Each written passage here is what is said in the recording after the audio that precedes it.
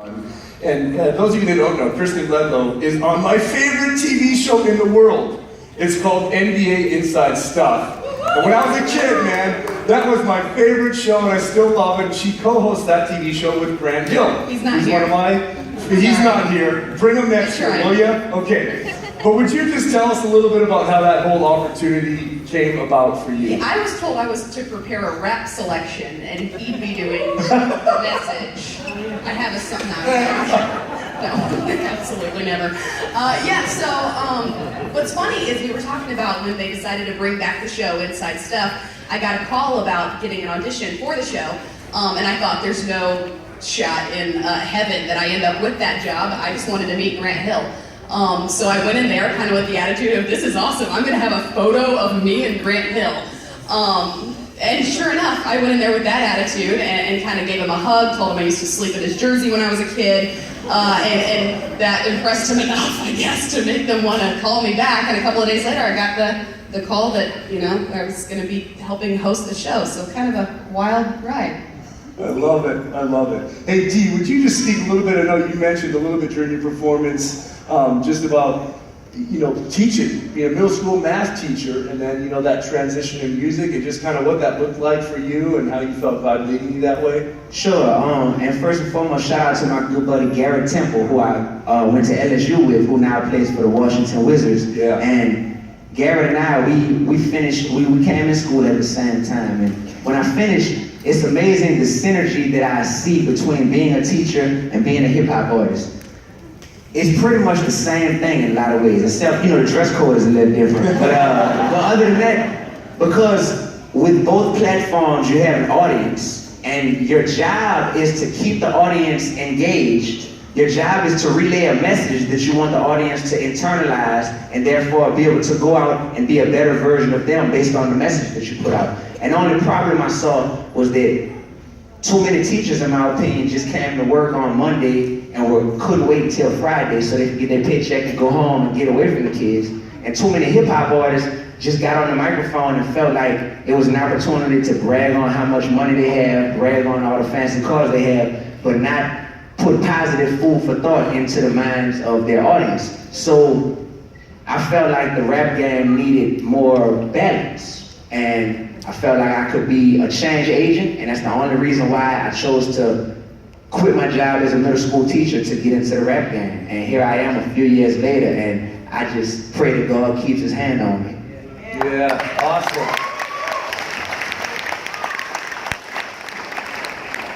AT, we'll go to you next. Hey, I was just thinking, would you just share a little bit of the journey, you know, kind of now this many years in the NBA, the ups and the downs, the trades, the transitions, and I mean, one of the things I've admired about you, even before we got to meet, was just the energy and how you encouraged your teammates, and even when you were in situations where maybe it wasn't going the way you'd want to with playing time, you know, just how what I see is how God's honored you kind of through those ups and downs and those journeys, and so maybe just a little perspective about that, you know.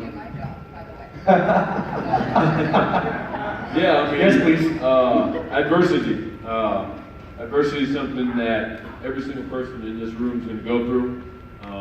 I've gone through a lot of it in my basketball career so far, but you know, definitely, you know, my relationship with Christ has helped me to withstand it. And so, you know, my wife, my beautiful wife, is over there in the crowd. Give her a hand. Yeah, Jess.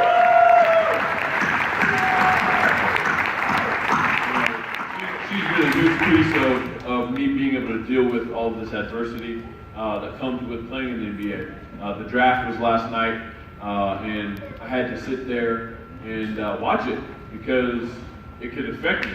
You know, essentially any pick, any time, it could happen, and then a trade could happen, and I could end up somewhere else. And then, you know, a friend of mine got traded 3 times since Wednesday.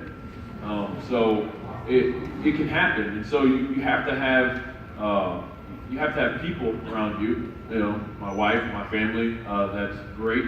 But you know, my faith is definitely what has been my backbone and what has really kept me going, and really, you know, kept my feet on the ground. And you know, get traded, or if I get cut or have to go somewhere else, it's been something I've been able to take a step back, realize, hey, I'm blessed to be here and be able to play basketball for a living, and just keep it all in perspective. But the adversity is something that every single person here is going to go through. So just making sure you know what your backbone is, you'll be all right. Yeah, thank you so much.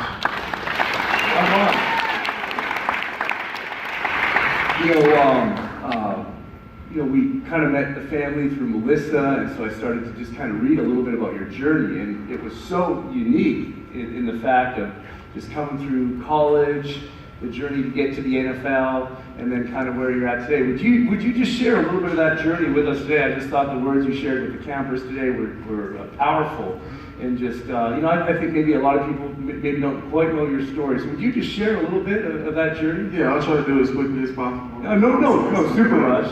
But like you said, I'm from Sacramento, California. So growing up in California, it was always my dream to play at USC. So when Coach Carroll called me, I naturally committed on the spot. So just like any other USC football player, just having a career, I was having a good career start and doing all those things that you expected to do at USC. And as a 19-year-old kid, just having some chest pains going into spring football, and just a lot of weird stuff going on with me. And I ended up in the hospital, and I'm 19 years old, and I had my first heart attack. So that's what I was left with as a 19-year-old kid, and having a doctor come in and tell you, hey kid, you're smart, find a better career. Football's not going to work out for you. Basically, is what happened, and I had to take that. And luckily, my family who's here with me right now was there with me then, and they were there for me. And me and my dad had a conversation, kind of just told me like, hey son, like, football is not all that you have. You know what I mean? You have faith. You have a family that loves you. You have Christ. So that was a big moment in my life, and I ended up having like you probably read about. So I had that heart attack. I decided I'm going to continue to play football because they couldn't diagnose what was wrong with me. So I keep pushing. Declared for the NFL draft. Ended up not getting drafted because of my medical condition, but ended up playing football in Canada. Yeah. CFL, baby. Have you heard of it? Guess not. All right. That's probably no, but there's a football league in Canada. Called the CFL. Their rules are a little strange compared to our rules, but it is a league. And I did have an opportunity. That was the only opportunity that was afforded to me.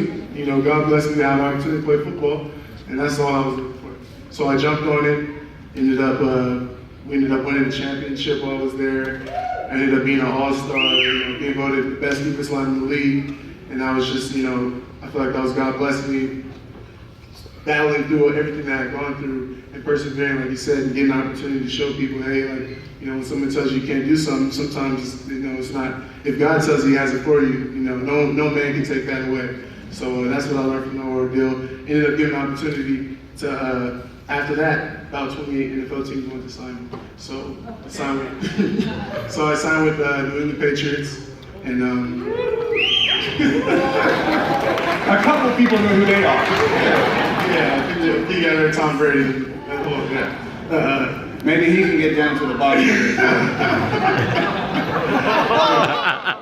But signed with New England, I was super excited. My family was excited. Going into the spring, having a really good spring. Everything was good. I get home, feeling kind of sick, don't know what's going on. Report to camp, I'm still feeling kind of sick. So they take me to the hospital, and lo and behold, I'm having another episode. So this is now my second episode. So now I'm faced with that. My family has to fly out, of course, again. It's a big deal, the team and everything. I couldn't play for the entire year, had that open heart surgery, and I was done for a year. And I was back to square one. And after that, I still decided I was going to try to keep playing, until I felt like I was that determined to play the sport I loved, and but ended up happening again. Same thing happened to me in the spring, and I have another heart attack. So this is now 3 heart attacks I've had. I'm 23 years old. I have to make a decision. It basically, is it worth it? is football worth my life? No. It's not worth my life. And I had to walk away from the game that I love, but with Christ in my corner and my family, I always have a strong support group around me. I've been able to transition into, to a different path, and I know that, God has great plans for me. Yeah.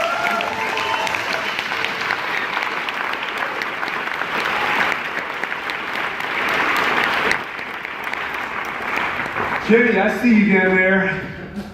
Would you follow up that man? Indeed. Well, you give people heart attacks when you jump over them. I'll tell you that, dude. I'm serious. You waited so long, and I was facing the hoop, and you were behind me, and the kids were cheering, and I felt like my heart was just coming out of my chest. But Jenny, I know you've had the privilege to be out here before and really share your story. But I think there's a lot of people here that still haven't heard it, and a lot of just what God's done in your life. So would you just kind of, give us the cliff notes, especially, kind of from the low point in your life to really where God's brought you today, to me is just an amazing story of God's glory. And so would you just share a little bit of that? Yeah, definitely. So as Ben mentioned, I got to come out here on Saturday night when I first came in and share my testimony and speak. And we visited the prison as well, got to talk to the inmates there. And the testimony God, what I've learned is the power of the testimony seems to be just the most powerful tool that He has given us.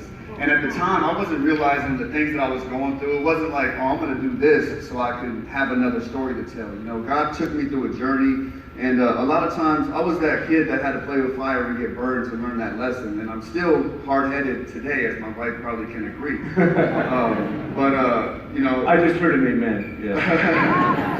So, as a kid, I got involved in a lot of negative activity. Like I mentioned, both of my parents, used drugs and alcohol. My dad sold drugs. I grew up in that kind of environment. Every Friday night was seeing, parties going on and things. And I remember that instant when I first took my first drink, being a young kid, picking up a beer can and drinking it and seeing the approval that I got from my uncles and everybody, laughing at me and things. And so from a young age, I wanted to be that kind of person. I wanted to be that leader that was ready to step out and do anything. And street life was that way that I got that approval. And if there was anything that could be done, I was the first one to step up and do it. I went from using drugs and alcohol to selling drugs, dropped out of high school at 15 years old, began robbing and stealing and doing a lot of negative activity. Things moved from marijuana to cocaine to methamphetamines, and my life really took a deep, dark, downward spiral at that point. After dropping out of high school and getting into physical fistfights with my dad, being kicked out of my home, I was out on my own at that point and got into a lot of trouble, as I mentioned. And by 17 is when I really hit a wall. My house had got shot up. I wasn't home, but my younger sister was, and I put my family in danger. The choices and the actions that I was bringing was now physically causing harm to myself and my family. And I still remember my dad telling me, man, son, you're going to either end up dead or behind bars. Those are the two options. Those are the only two ways out. And, I'm hard-headed, so I continue to pursue that path. And by 17 and a half, I was sitting behind a jail cell.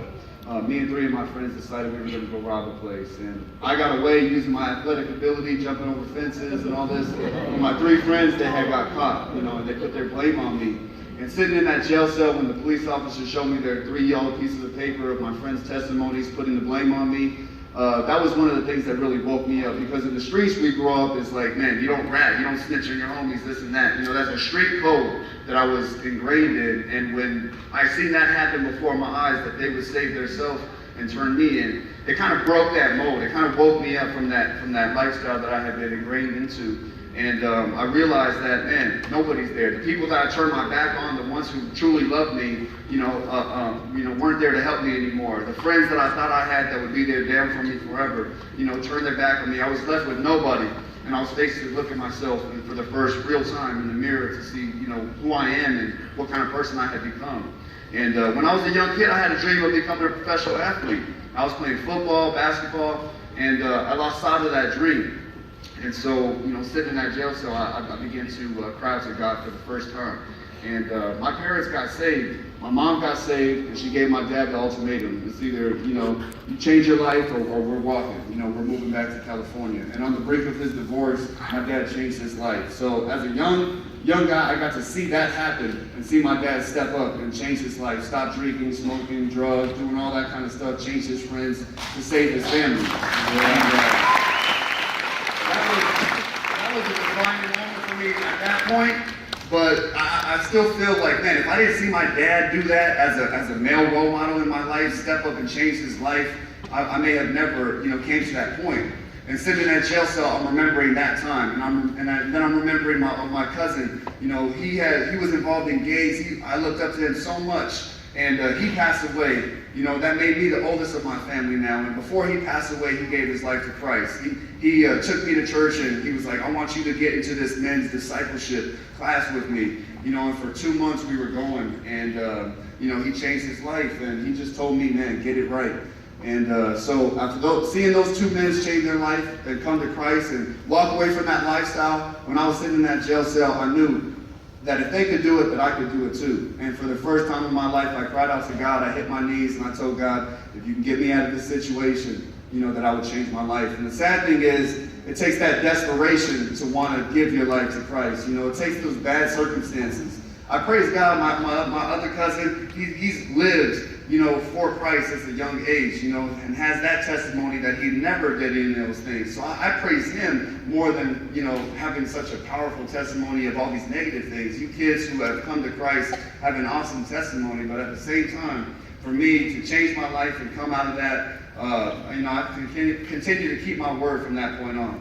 I got in that situation, I was given a second chance, and from that point on, I went back to high school. I graduated, got my high school diploma. I walked on, got a full scholarship for basketball. And my life's never been the same since then. And the dunking stuff, I asked God, I wanted to impact kids. For 3 years when I got out of jail in that situation, I joined a substance abuse and gang prevention class. And within 3 months of going to that class, I became the leader of it.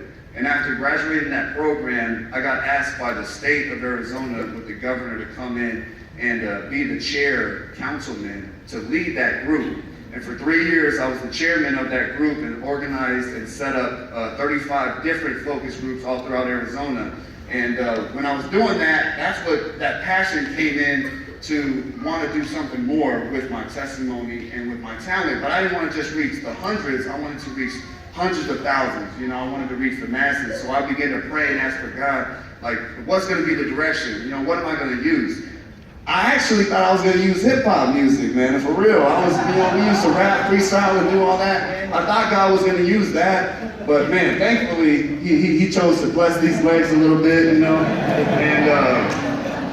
I noticed that when I would go out to those dunk competitions and compete, man, people would be going crazy for these dunks. And an opportunity came up that I won a dunk competition, a little 3-on-3, and Shaquille O'Neal's cousin happened to be there and see me. And after winning that, he invited me to, he's like, Shaq's got a real dunk competition happening in LA, wants you to come out. And when I went out there and I won that competition, and the videos hit the internet, kind of like, I became like a YouTube sensation at that time. And I started amassing millions of views on YouTube. And then Sprite was launching their tour, and I went out and I began, dominating all these places like New York, Chicago, Atlanta, wherever you think the best ballers were, that's where they were hosting these competitions. And, some little 6'3" dude from Phoenix, Arizona was out there, flying high. And I realized that God had gave me that ability and blessed it for a reason, because with me dunking, it could be the most gangster dude, in the crowd, as you've seen at that prison, man. Once I jumped up and touched the fan, those grown men just turned to little boys jumping around like, man, this dude can fly. So in the same sense, when I'm jumping and I'm dunking, just like all these kids, man, they just love it. Once I could do one dunk, it just provides that platform where their heart is open now, and then they can receive the testimony. It just kind of creates that bond, builds that bridge to be able to minister to them. And so I see what God was doing in my life, and I'm so thankful for the ability that He's given me and the platforms to bring me in with, such a great crew like this. And I'm blessed to be here.